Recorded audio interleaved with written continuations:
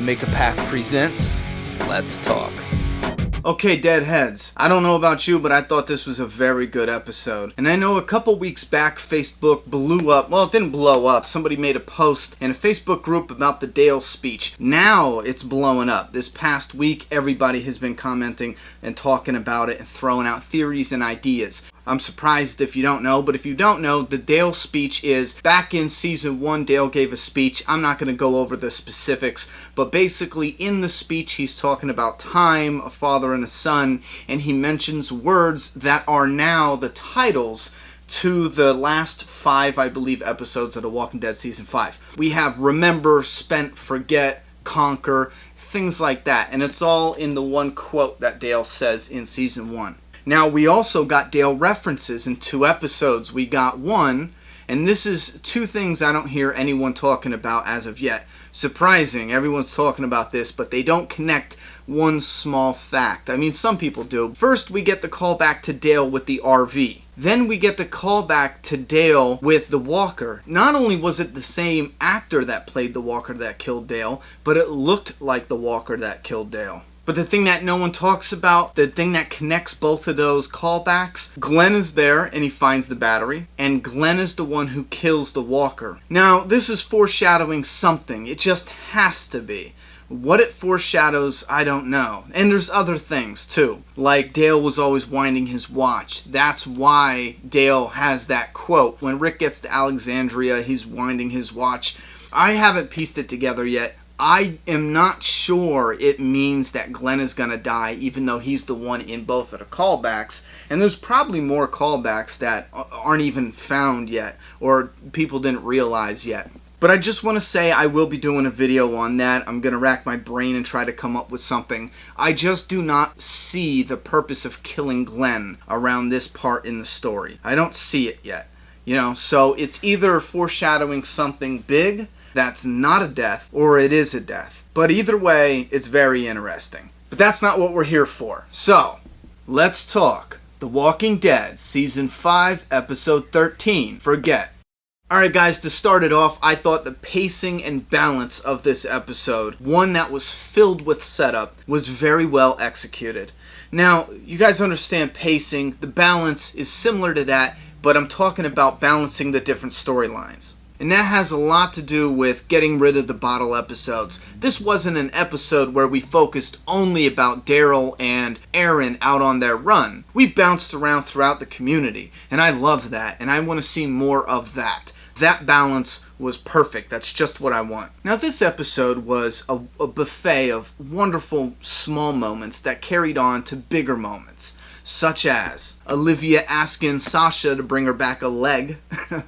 I'm just glad she didn't say it was for a shish kebab. Rick calls the people of Alexandria the luckiest people he's ever met, and they're even luckier now because they are there. As Rick puts it, we are here. I love that one. We get Carol and some target practice, and combine that with threatening a child with a chilling demise. Carol is either on top of her game or she's losing her shit. I think it's the former.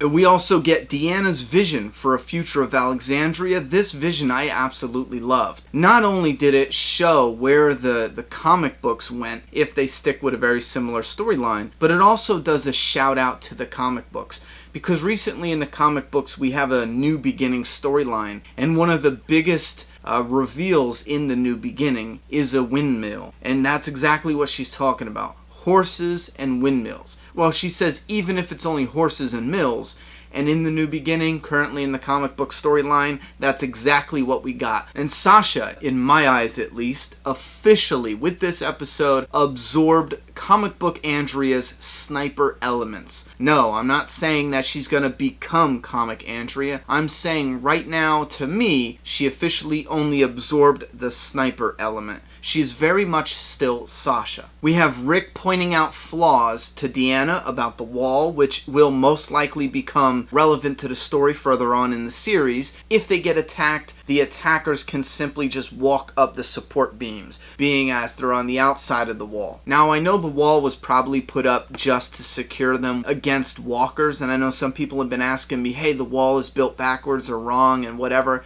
And let me just tell you, a wall of that size and that weight, if walkers can just walk up to it and lean on it and knock it over, and I'm talking even a big herd, then a simple storm can just blow the walls down. So the architecture of that wall should be sturdy enough to handle storms. So it can probably handle a big herd. You know what I'm saying? Unless there is some other factors that play, I don't see simply a herd knocking the walls down. Now, another thing that was awesome that stood out to me, and I don't know if anyone else even cared to pick up on it because it was so small, but Rick and Michonne have a conversation. Rick comes in when she's getting into uniform, which was nice. But Rick comes in and he says, I don't know if this is some kind of play, handing authority over to the strangers. And Michonne says that she thinks it's a smart thing that Deanna's doing because right now it's them and us, handing constable uniforms to the us people and giving them authority to protect and assist the them people will actually eliminate the them and us and make them one. So they're all one community. And that's what Michonne is saying. She's saying it's a smart play because it's eliminating them, us, and we're no longer strangers. In that conversation, in 2 sentences, they utilized 3 at least, maybe more, I didn't pick up on it. 3 titles in that conversation alone, and the conversation meant something. It had a purpose. And I don't know if that was just, coincidental or on purpose, but I like that. I picked up on that immediately, and I was like, oh, strangers, them, us. I'm probably reading way too much into this. We got Michonne hanging her sword. We even get Abraham's drunk words of wisdom, adding more humor to the world of The Walking Dead. As you guys know, when the time is right, I'm all for jam-packing the humor, and I thought Michael Cutlitz, the actor who plays Abraham, did that perfect. Comes in all nonchalant-like, giving these words of wisdom, saying, even when it's off your back, it's still on your back. But I loved his first line. He came in and he said, live by it, you die by it, eat potato pasta by it. This is actually very important. Michonne's reaction to the drunken Abraham, it's open, it's friendly, she doesn't have the walls up, and that's why in my reaction video I said it's great that the writers aren't forcing comic book characters to use the comic book dialogue, because in the comic, Michonne was where Sasha is at right now. See what I'm saying? So when they get to the party, Michonne is dressed up and she's out of place. Michonne is the one who is like, and that is what you guys are worried about? But this was Michonne's idea to come here in the TV show. Essentially, she was pushing for this. So if she's not going to try to work inside this community, then it's all for nothing. Then it's inconsistent. Then it's bad writing. See what I'm saying? And that's why it was perfect for Sasha to absorb comic Michonne's dialogue at the party scene. Because it does something for us fans. It makes us happy. It's exciting. You know what I'm saying? We always love seeing a comic translation onto the screen. And some of us, I think we just get stuck on the fact that it's not exactly who did it in the comic. And it's not, what we want. I love the fact that the writers did that. I said it and I brought it up in the reaction video because I firmly believe that some comic fans at times need to just pump our brakes and stop being so damn stubborn about it, Changes, the remixes, it's not all bad just because it doesn't happen exactly like the comic book. And speaking about good writing and bad writing, we got a very chilling scene with another walker that Daryl finds with a W on his forehead. No, it's not an upside down M, meaning Morgan. He's not anywhere close to this place, okay? Now, I still think, and this is why I'm connecting this with the writing, I still think it's absolutely ridiculous, and I'm hoping this isn't the case, but I still think it's ridiculous to tag the first letter of your gang's nickname on walkers, unless of course they hit me with a little blindside hook of some actual purpose to do this. I'm not gonna buy it. I'm just not biting. There has to be a reason for it. Now we see a walker with a W that's not mutilated. You know what I mean? So what is the purpose now? The wolves can be the people behind it. The scavengers, the wolves, that's fine. Don't get me wrong. It's just, I hope they're not just doing a W to mark the territory or something simple like that. I hope it has an actual purpose. That's all I'm saying. And speaking of a purpose, and they're just rubbing it in our faces. We get a Morgan Street sign. Behind Rick at the end when he's walking past Jesse and, asshole, we get Morgan Street. How awesome is that? They're rubbing it in our faces and they're saying, look, he's still there. And I feel like they knew there's not going to be any post-credit scenes with Morgan.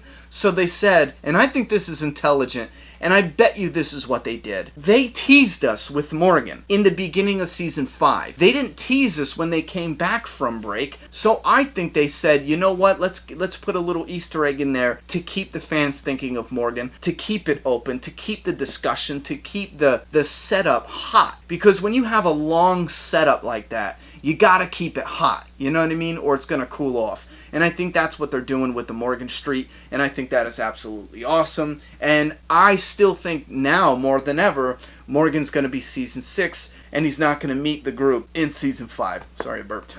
And the more powerful scenes that jumped out at me, the first one was Deanna. I liked her a lot better in this episode. In the other episode, it seemed like she was too aggressive, too out front, too cocky. She was just jumping in there too much to be like, yes, come in, be with us. I'm right, I know I'm right, I can read people. It was just, I think, too aggressive. In this one, she was still aggressive. She was still out there. She was still opinionated, especially with Sasha, with Rick, with her plans of the future. And I like a little comic book hint there. Maggie is her leader apprentice. Maggie in the comic book becomes the leader of the Hilltop. But back to Deanna and Reg, I do love her husband. Immediately, her husband came out talking to Rick, and he was very humble. He was talking about how Rick saved everybody, all these lives, it's so important. Rick shot back with, but you built the wall, and he's like, well, it's just the wall. His softness in his presence, his humble attitude, the way he looked up to Rick, it was a nice touch. I really like that, and it makes those two characters,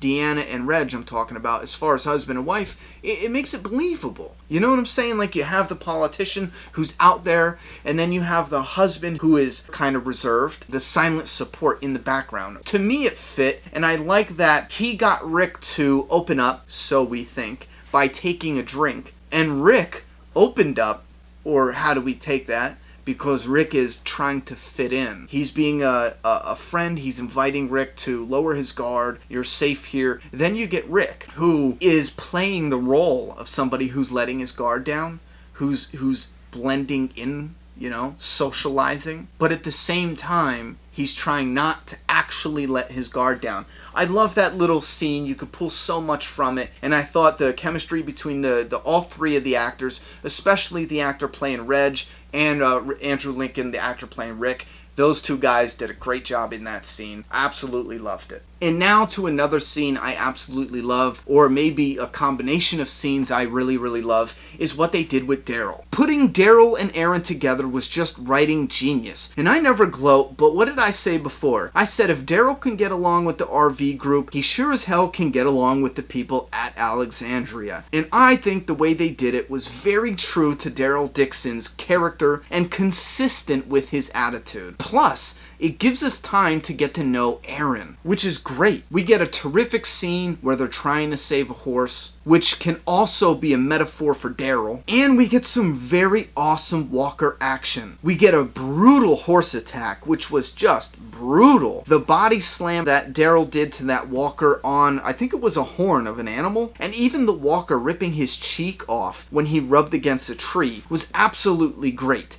And after the bonding over the bike, Daryl later refused to carry a gun, which honestly shows that Daryl is gonna try. Plus, he gets to keep his crossbow inside, so it's really no big deal. Daryl wasn't really carrying guns on the outside anyway. He had his crossbow, and they let him keep his crossbow from the looks of it, so what does it matter? Now, on to Rick, who's a savage with a beard and a stud without.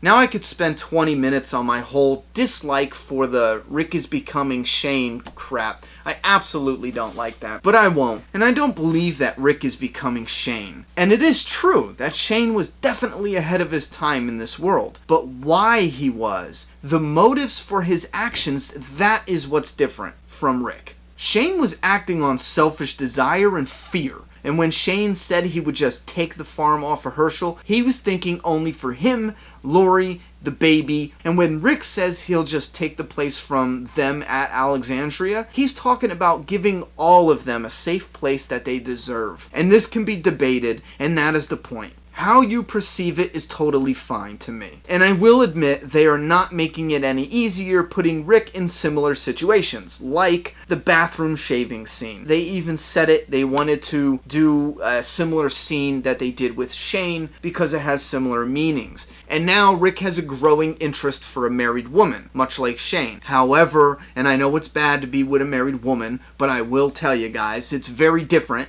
being interested in a married woman that happens to be your best friend's woman, or being interested in a married woman that happens to be, you know, Pete, who's an asshole who you don't even know, and he's an asshole, you know? So, I'm just justifying it now, but you see my point. But in all seriousness, it's funny to make jokes about Rick becoming Shane, and it's funny to make these images like this about Rick being Shane and that's my boy, about Rick touching his gun when he was walking by Pete and Jesse, but that is not what I got from the scene. At that scene, to me, it was as if Rick felt like he belonged for a moment. Jesse held up her A stamp on her arm. Her and Pete waved. Rick is in uniform, just like back in the day when he was a cop. He smiles. It's genuine. He raises his A stamp as well, and there is a connection, a comfort. His guard is dropping. He is becoming one of them. Carl's words, "Don't go soft," probably echo in his mind. He puts his hand on his hidden weapon, and it reminds him he is still unsure of these people and their motives. This is the reality. He isn't one of them yet. He doesn't even know them. And maybe, for a fraction of a second, he thought, I could just kill Pete and get a piece of that. No, I'm kidding. That's what I thought when I saw Rick in the scene grabbing his gun. Speaking of raising his hand with the A stamp, that actually brings us to a beautiful ending. And this ending is open to multiple interpretations. But my first impression was that Rick heard a walker. He goes to the sound. It's on the other side of the wall, and he is safe. Places his hand on the wall, just inches away from the walker, yet miles apart from danger. Now, Rick was trapped in a train car A. They were in danger. He was inside the church marked A. They were in danger. Now he's inside the walls of Alexandria with an A marked on his hand, and he's no longer in danger. They are safe inside the walls of Alexandria. But also, this could be subtle foreshadowing for being trapped, because what keeps them out is the same thing that keeps you trapped in. Now guys, there are a few topic videos that are coming, so if I didn't go in depth